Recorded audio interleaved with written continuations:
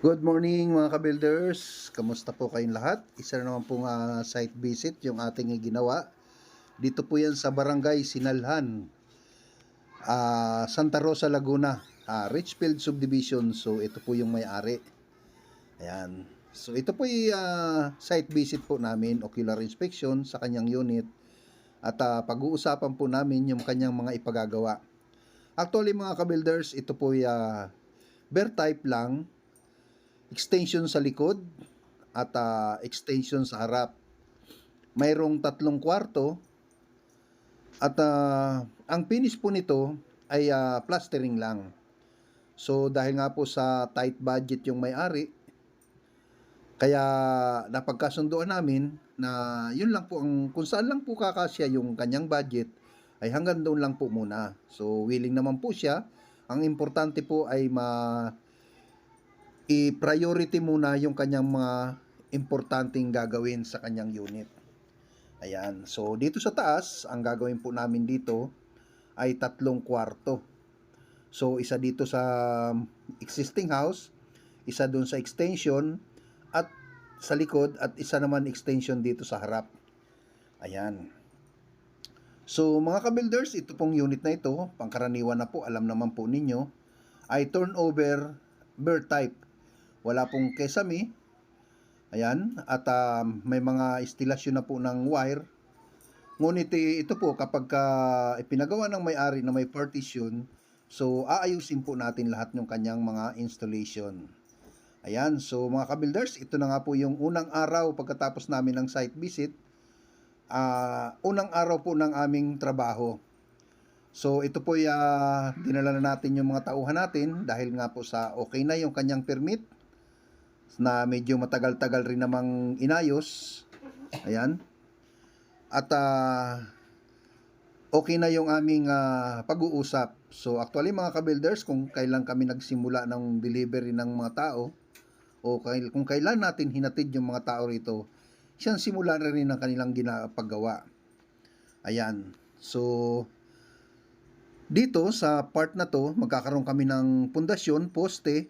So marami lang talaga mga sagabal gawa nga yung dating pundasyon ng developer o ng existing house ay medyo maluwang.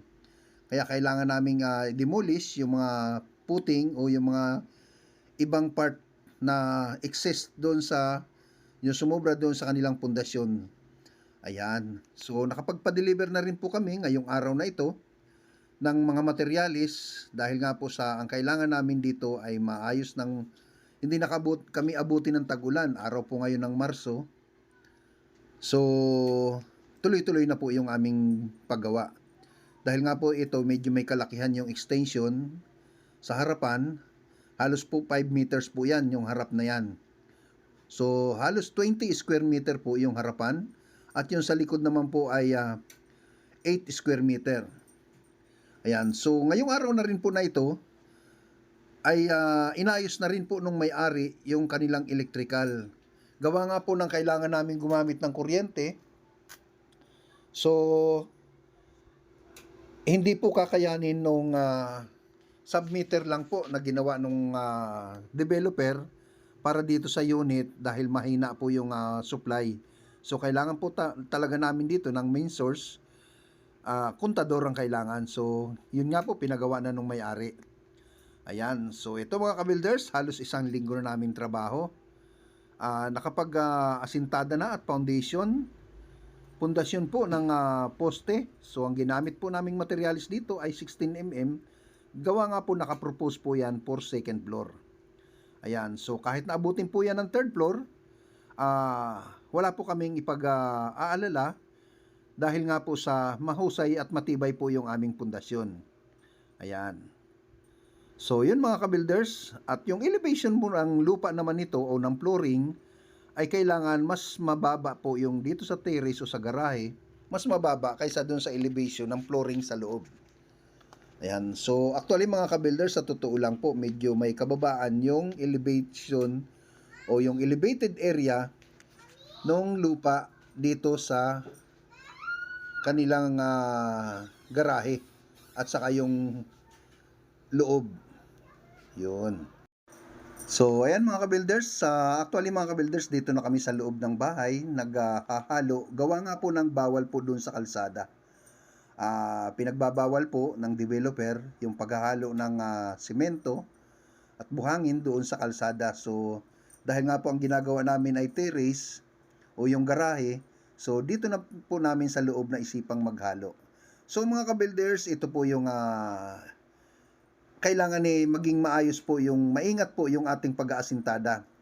Kailangan po nakahati kami doon sa boundary o doon sa firewall, sa wall ng bawat unit, dahil po yan is 50-50 po. So kung 10 cm mo yan, kailangan 0.5 po.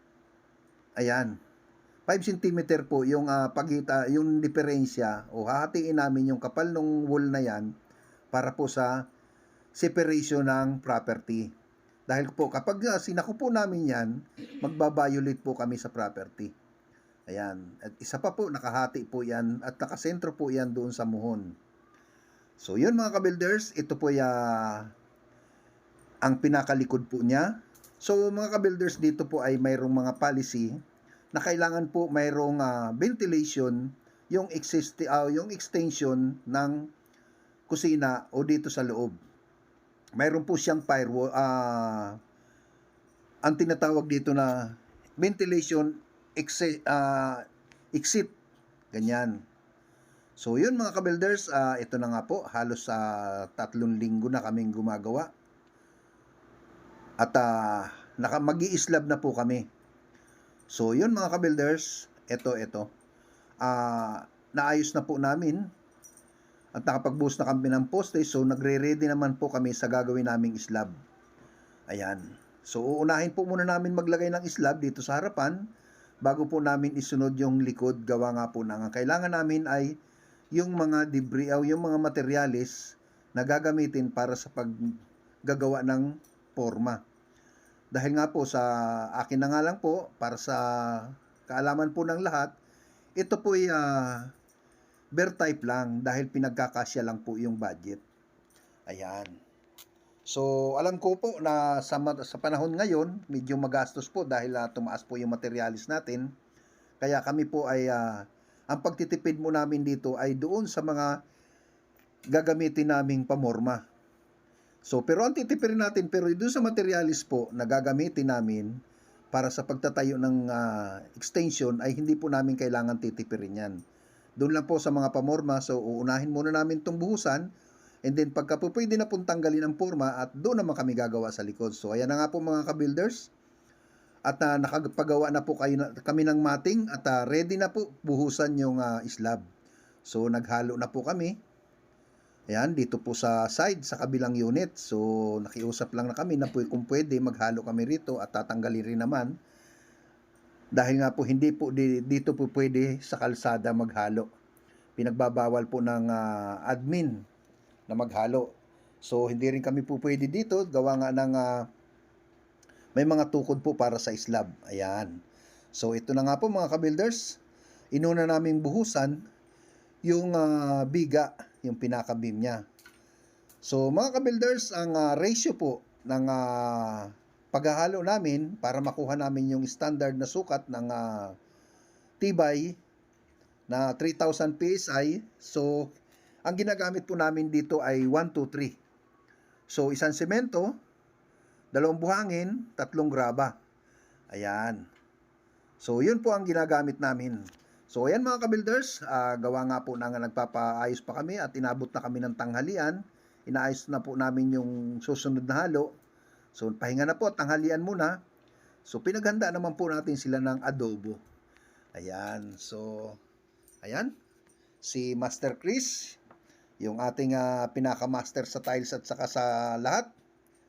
Pinaka-foreman natin. So napalas yata at naku po. Gusto ko lang tumikim ng adobo. Ang kaso nga, mukhang mauubusan ako ng kanin. Di bali na. Unahin muna natin itong ating mga masisipag na tauhan. At proud po ako sa kanila. Kahit na malayo, ayan. So, pagkaraan po ng 2 oras, o 1 oras pala, mga ka-builders, at patapos ng pahinga, tuloy-tuloy na yung ginawa nilang paghahalo at pagbubuhos dahil iniisip namin baka makulimlim kasi, baka abutan kami ng ulan. Ayun. So, ayan mga ka-builders. Tuloy-tuloy yung aming paghahalo at pagbubuhos. Nang sa ganun po, hey, medyo iba ang timpla ng panahon, pero okay lang naman. Ayan. So, ayan mga ka-builders, ito malapit na po kaming doon sa siguro mga 2 halo na lang, ito. At siya nga po pala mga ka-builders, ayan. Dito, pagkatapos namin magbuhos dito sa itaas na to, sa second floor, so ang susunod namin gagawin ay doon naman sa likod. Yan.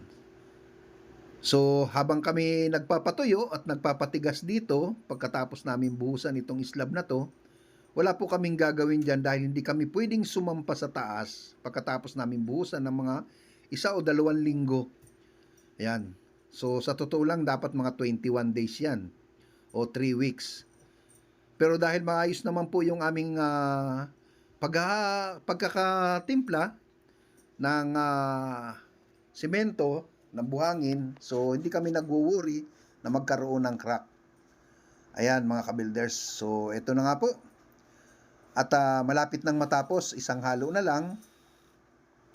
At finish na po yung aming pagbubuhos dito. So ang ginagawa namin dito mga ka-builders, ayan, buhos na. So bubulihin na lang po yan mamaya pagkatapos ng medyo tuyo-tuyo ng bahagya. Bubulihin na lang po namin dahil hindi po namin pwedeng bulihin yan hindi namin pwedeng hindi bulihin. Ayan, so tinakpan na rin natin yung mga bintana, yung pinagtanggalan dahil ito po ay gagawing kwarto. Ayan mga ka-builders, so tuyo na, halos 2 linggo na po yung nakakaraan dyan mga ka-builders. Ayan, so sinakyan na po natin at chine-check natin kung may mga crack. Ayan, so maayos naman po mga ka-builders. So ayan nga pala mga ka-builders. At bago ako magpatuloy at bago ko tapusin tong video na to, dahil nga susunod natin i-upload dito ay yung pagbububong na natin o pagkatapos natin mag-asintada na para sa second floor. So shout out po muna ako sa may-ari kay Sir Greg. Kamusta po kayo lahat at salamat po sa inyong tiwala kahit na malayo po ito. Ay dahil nga po sa ang hanap namin ay trabaho, so masaya po kami sa aming ginagawa. At shoutout na rin ako kay paring Eddie, pare, at kay Maring Grace. Kamusta po kayo at ingat-ingat po. Salamat po sa inyo. Hindi na kami nakapasyal dahil busy kami. Nasa Laguna kami ngayon. So, kay Sir Cesar, ayan, at saka sa kanyang misis, shoutout po ako. Kamusta po kayong lahat? Kay Chris Buban, salamat po sa patuloy na pagsuporta sa ating channel. So hinihikayat ko naman po yung ibang bago pa lang sa ating channel. Please subscribe po at hit nyo na rin yung notification bell para lagi po kayong updated sa ating mga video. Ayan. So yun mga ka-builders. Hindi ko na po hahabaan at gusto ko sa susunod na mapanood po ninyo ito ay malapit nang matapos. Ayan. So, nakapag-tiles na kami noon at saka nakapagbubong na. Okay, mga ka-builders? Eto at tapos na nga po pala yung pagbubuhos dito sa likod. Yun. So, kita-kita na lang po tayo sa susunod nating video, upload ng video na ito. Bye-bye!